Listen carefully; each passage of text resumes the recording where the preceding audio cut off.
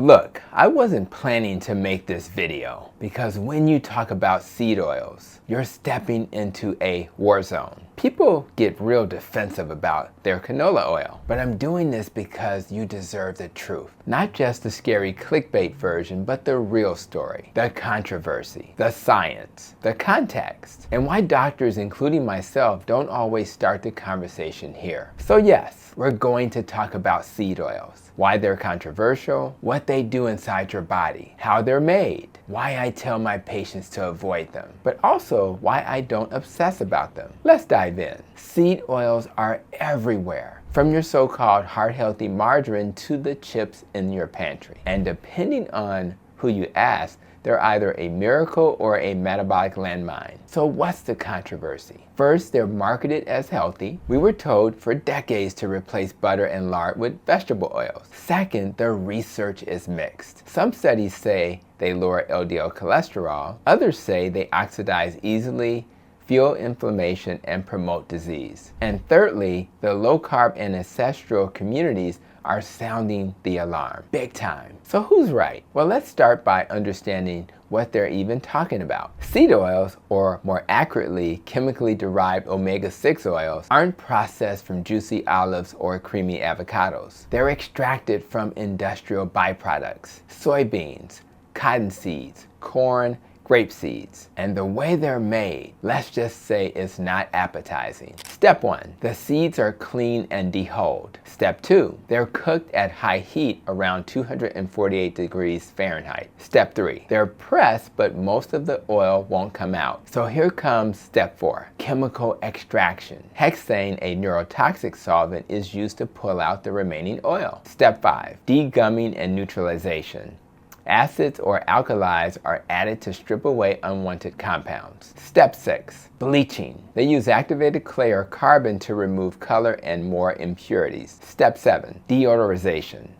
This is the big one. They heat the oil again, this time up to 500 degrees, to remove that burnt, rancid smell. At this point, what you have is a highly processed oil with damaged fatty acids and barely any antioxidants left. Compare that to cold-pressed oils like extra virgin olive oil or avocado oil, which are made through mechanical pressure at low temperatures. No solvents, no bleaching, no stripping. Just food, still recognizable. So it's not just what these oils are made from, it's how they're made that matters. Now let's go to the meat of it. Why are so many metabolic doctors and researchers concerned about these oils? Let's break it down. First, linoleic acid. These oils are loaded with it. This omega-6 fat is essential, but only in small amounts. When consumed in excess, it disrupts your omega-6 to omega-3 balance. That balance matters because it drives inflammatory pathways, like the arachidonic acid cascade. Too much linoleic acid equals more inflammation. Next, oxidation. Polyunsaturated fats are chemically fragile. When exposed to heat, light, or oxygen, they break down and form toxic alkalides like 4-HNE and MDA. These compounds damage DNA, mitochondria, and cell membranes. They've been leaked to everything from cancer to Alzheimer's. And don't forget, we're not just cooking with these oils once. Restaurants reuse them over and over again, amplifying the damage. Now let's talk mitochondria. Studies suggest excess linoleic acid impairs fat oxidation. That means your cells burn fat less efficiently and store it more readily. You feel tired, sluggish, inflamed. Here's a lesser known one, endocannabinoid disruption. Linoleic acid is a precursor to compounds like anandamide. Too much can blunt satiety signals, so you eat more without feeling full. And lastly, immune disruption. Seed oils alter the composition of your cell membranes, especially in immune cells, priming them for overreaction. That's been linked to increased autoimmunity and insulin resistance. So even if your cholesterol drops, your inflammation, mitochondrial health, and metabolic function might pay the price. Now let me be real with you. When I meet a patient who's struggling with obesity, diabetes, or fatigue, I don't start with seed oils. I start with the biggest wins: refined carbs, sugar, ultra-processed foods. Because when you cut those things out, you automatically reduce your seed oil intake. You're not eating chips, or fast food, or store-bought salad dressings. That's why I focus on return on investment. Start with the biggest lever. Then once you've got that dialed in, yes, go after the seed oils too. Keep it simple. I use the BOCA Rule: butter, olive oil, coconut oil, avocado oil. These are your go-to cooking fats. Why? Because they're more stable at high temperatures, in particular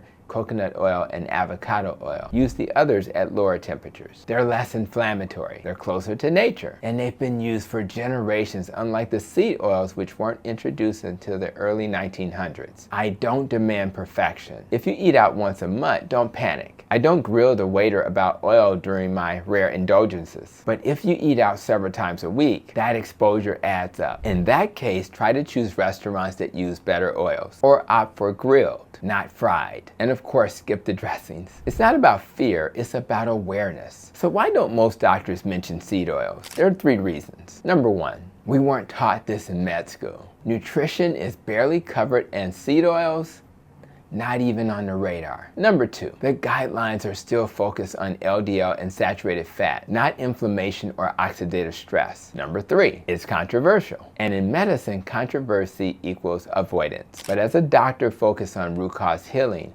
I can't ignore something just because it's complicated. Look, getting healthy is like flying a plane. There are a lot of levers to pull. Seed oils, they're one of the most important, but secondary levers. The first ones are processed foods, refined carbs, sleep, stress, and of course, movement. But once you're dialed in, this is one of the next smart moves. Not out of fear, out of informed choice. Because when you know better, you choose better. One meal, one oil, one decision at a time. And as we wrap up this video, let me know in the comments, are you avoiding seed oils? Or are you not as concerned? Or even better, or is this your first time hearing this information? Let's get the conversation going. And of course, make sure to enjoy this other video on the screen. My goal is to help you protect your nest so that you'll have many more years to live your life purpose. I'll see you in the next video.